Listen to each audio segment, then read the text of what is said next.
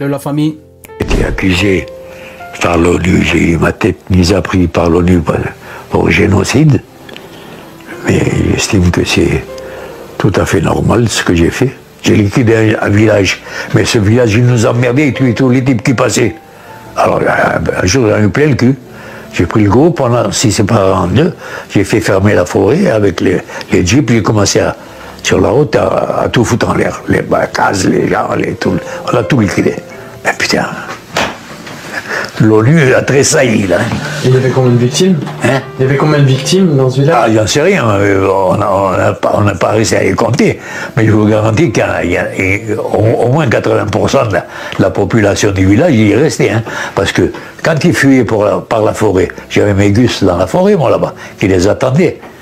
Alors il y a eu un beau massacre. Voilà, j'ai pas un seul regret. On en fait assez chier, ces putains de Congolais, ouais. Et de Katangé, des Balouba. Voilà. Ça fait froid au dos, non? Vous avez bien écouté. En français facile, il a génocidé tout un village. Son mot, il a dit « j'ai liquidé tout un village ». Il est fier de le dire, sans regret. Aujourd'hui, il vit en paix chez lui en Occident, protégé par les donneurs de leçons. Oui, bravo. Il était en mission pour son pays, il a accompli la mission. Il a liquidé les autres. Il a ôté la vie quasiment à tout un village. La raison c'est quoi? C'est qu'on les emmerdait. Pour prendre tout ce qui leur appartenait, c'était quoi les richesses? Et aujourd'hui, c'est la Belgique, la France et ces pays occidentaux qui, avec leur mépris, leur paternalisme, doivent aujourd'hui leur train de vie, leur pseudo-richesse sur le sang de nos ancêtres qu'ils ont génocidé. Faut dire les choses telles qu'elles sont. Mais il vit aujourd'hui en paix chez lui. Et c'est les gens qui doivent aujourd'hui prendre la parole pour nous donner des leçons, nous. Mais quand on voit tout ce qu'ils ont eu à faire, tout ce qui traîne comme casserole, qui est mieux placé pour donner des leçons à l'autre? Qui devait la fermer à un moment donné? Qui devait y avoir honte? Mais comme c'est des gens qui n'ont plus d'âme, ils sont toujours en train d'insister sur cette voie. Vous savez, je vous ai fait passer cet extrait, il y en a qui l'ont déjà suivi, pour que certains continuent de s'informer. Combien de fois ils nous ont beaucoup menti? Ils se sont servis de leurs médias propagandistes pour nous détruire mentalement, pour nous laver le cerveau et se faire passer comme étant des saints, des gens qui étaient venus les sauver. Dieu seul sait tout ce qu'ils ont commis sur le continent africain. Là, il parle de ce qui s'est passé au Congo, sans mentionner le génocide rwandais, où la France a reconnu sa responsabilité à l'intérieur. Ce qui s'est passé au Cameroun, un peu partout en Afrique. Qu'est-ce qu'ils n'ont pas fait en Afrique? Et c'est encore des gens aujourd'hui qui veulent venir nous donner des leçons. Mais ce qu'ils oublient, c'est que le monde évolue. Les choses avec la mentalité aussi. Et que la nouvelle génération africaine que nous sommes, on ne commettra plus les mêmes erreurs qu'ont commis nos grands-parents ou nos parents. Aujourd'hui, nous, on s'informe, on fait de recherches, on se cultive. Parce que c'est la seule arme qui va nous servir pour les affronter. Avec ce qu'il vient de dire, juste cet enregistrement est suffisant pour qu'il pourrisse en prison. Mais non, tranquille, il vit chez lui en paix. Et la chose la plus triste et difficile, c'est qu'il n'a aucun regret. C'est normal. Si un Africain, si un Noir, quand c'est un Noir qui meurt, en réalité, voilà, ça vaut rien du tout. On parle depuis de 16 millions de personnes qui sont déjà mortes à l'est du Congo. En Ukraine, à côté là, il n'y a même pas encore 1 million de personnes qui sont mortes. C'est tous les jours que ça passe dans les médias. Pourquoi? Parce qu'on veut tout simplement nous brandir Poutine comme étant le diable absolu. Mais nous ne sommes plus dupes. Ce mensonge ne passe plus. Non, ça ne passe plus. Quelques exemples pour que vous compreniez. Combien de fois ces gens ont savamment mis des stratégies sur place pour nous maintenir dans cette position de dominer. Avec les institutions et les ONG qu'ils ont créées partout. Il n'y a aucune institution ou bien ONG dans ce monde dont les actions iront en faveur de l'Afrique. Je pèse bien mes mots. Il n'y a aucune institution. On va parler de FMI, Banque mondiale et tous les autres là. Sans compter les ONG. Il n'y a aucune dont le but, l'objectif est d'aider l'Afrique. Pas du tout. Je parle en connaissance de cause. Après avoir servi pendant 8 ans dans l'armée.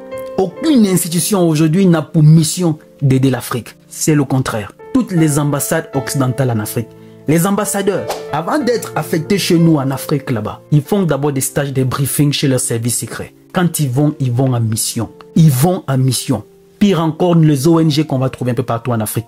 Et surtout celles dont les financements viennent de l'Occident, sont des infiltrés. La mission, c'est de veiller sur leurs intérêts. Et à chaque fois que leur intérêt est menacé, la déstabilisation est l'option à mettre sur la table. Les exemples sont légion autour de nous. La jeunesse africaine que nous sommes, la nouvelle génération, il faut bien qu'on s'informe, qu'on se cultive, qu'on s'instruise, qu'on arrête la distraction. Être sur des réseaux pour la vie de X ou la vie de Y, ça ne changera pas notre situation dans laquelle nous sommes. Si jamais on veut vraiment se délier de ces chaînes occidentales. Les chaînes en réalité ne sont plus physiques, elles se passent plutôt dans la tête. Comment quelqu'un au 21e siècle, avec une telle vidéo, mais il vit chez lui en paix.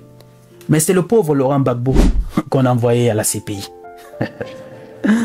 Ah, de qui se moque-t-on? De qui se moque-t-on? Ils ont savamment mis sur place ces institutions-là pour nous oppresser davantage. Pire encore, la CPI. C'est les États-Unis ici et la France qui ont instrumentalisé le président Alassane Ouattara pour envoyer Laurent Gbagbo, Charles Blé Goudé à la CPI. Pourquoi? Parce que c'était la cour compétente pour le juger. Fallait pas qu'il soit jugé en Côte d'Ivoire. C'est normal. La CPI est compétente. C'est sous l'instrumentalisation des mêmes États-Unis, la France et les autres qu'on a écouté ici le mandat d'arrêt de la CPI contre Poutine. Pourquoi? Parce qu'il a rapatrié en Russie les enfants ukrainiens d'une partie de l'Ukraine qui était pro-russe. Le fait de les avoir renvoyés en Russie pour leur protection, il y a eu un mandat d'arrêt international qui a été émis. Il fallait à tout prix qu'on l'arrête. Au point où dans leurs médias ici, ça chauffait partout. Quand il devait aller au Brésil et tout, est-ce qu'on va l'arrêter pour l'envoyer à la CPI? Quand c'est les autres, la CPI est compétente. Mais comme par hasard, quand la même CPI a émis un mandat d'arrêt international contre le premier ministre israélien, Benjamin Netanyahu, c'est les mêmes États-Unis ici qui ont dit la CPI n'est pas compétente pour le juger. Quand ça concerne les autres, les pauvres Africains, ouais, la CPI est compétente. C'est le tribunal compétent pour les juger. Mais quand c'est les leurs, non, la CPI n'a pas qualité de les juger. Quand est-ce que nous, on va comprendre? La même CPI n'a pas poursuivi George Bush, aujourd'hui qui vit en paix aux États-Unis, malgré le crime contre l'humanité qu'il a commis en Irak. Pire encore, circonstances aggravantes. Ils ont brandi les preuves mensongères ici en Mondovision pour justifier leur intervention qui a coûté la vie à des millions d'Irakiens. Il vit en paix aux États-Unis. Il n'y a pas eu de mandat d'arrêt contre Nicolas Sarkozy. On sait ce qui s'est passé en Libye. Il vit en paix chez lui. La CPI n'est pas compétente. Mais la CPI, elle est compétente quand ça concerne les autres, les Africains ou encore Poutine. Je ne sais pas, aujourd'hui avec leurs médias, ils continuent d'insister à croire qu'ils vont nous faire passer ça dans l'esprit. Qu'en réalité, Poutine aujourd'hui, c'est le démon. Et Poutine, c'est hier. Et c'est toujours avec leurs médias que vous allez écouter, oh, dictateur, tel est dictateur. Le président nord-coréen, il est dictateur. C'est vous qui avez la qualité de juger les autres, les dictateurs. Vous, vous êtes des démocrates. On va prendre le petit exemple avec la France. Petit exemple avec la France, d'Emmanuel Macron. On reviendra là-dessus avec une vidéo bien détaillée. Il y a eu des élections législatives récemment en France. Pour la première fois, élection européenne, où c'était la droite qui est passée, il a dissous le gouvernement. Il fallait recommencer. On a recommencé les élections. Il a encore perdu.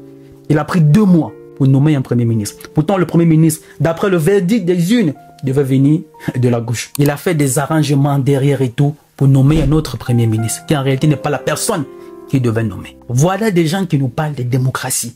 Pourtant, chez eux, ils n'arrivent pas à mettre en application ce que eux, ils viennent nous vanter. Et on a toujours des présidents en Afrique qui sont dévoués à ces gens-là. Bon, après, c'est logique. Ils doivent leur fonction de président de la République à ces gens-là. C'est normal qu'ils soient à l'exécution de leur injonction. Voilà pourquoi aujourd'hui j'ai beaucoup de respect. Parce que quand vous prenez un peu de recul, vous faites vous-même vos propres analyses. Pas les analystes, voilà, venant des Occidentaux. Ou encore les analystes de nos soi-disant intellectuels africains qui ont été formés à l'école du colon et qui viennent sur nos plateaux télé pour déballer leur ignorance. Soi-disant, c'est les intellos. Par leurs analyses, vous-même faites vos propres recherches et vos analyses. Vous faites une comparaison. Vous trouverez que ceux qui sortent du lot, ce sont ces 3 présidents, les États de l'Alliance du Sahel, qui dans un premier temps ont compris déjà comment il faut faire pour éliminer toute menace. Les ONG, ils ont d'abord commencé par dissoudre. Les partis politiques ont suspens. On fait une investigation sur toutes ces institutions-là pour savoir d'où viennent les finances, d'où viennent les influences. Parce que c'est de là aussi que viennent les déstabilisations des États.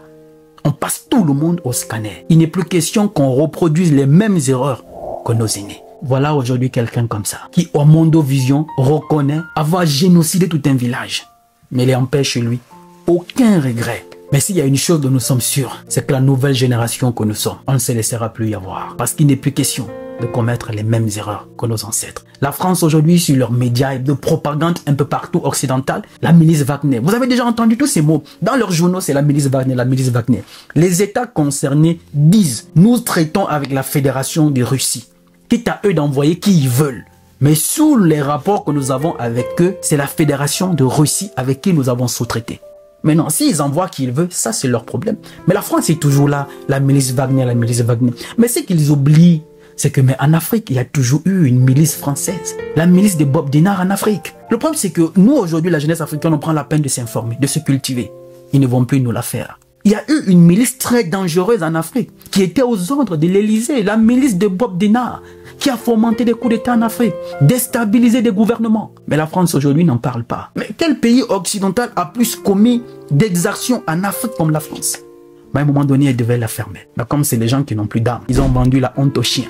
Ils continuent toujours de s'ériger en donneurs de leçons. Mais ils n'ont pas encore compris que le monde a évolué, les choses avec, les mentalités aussi.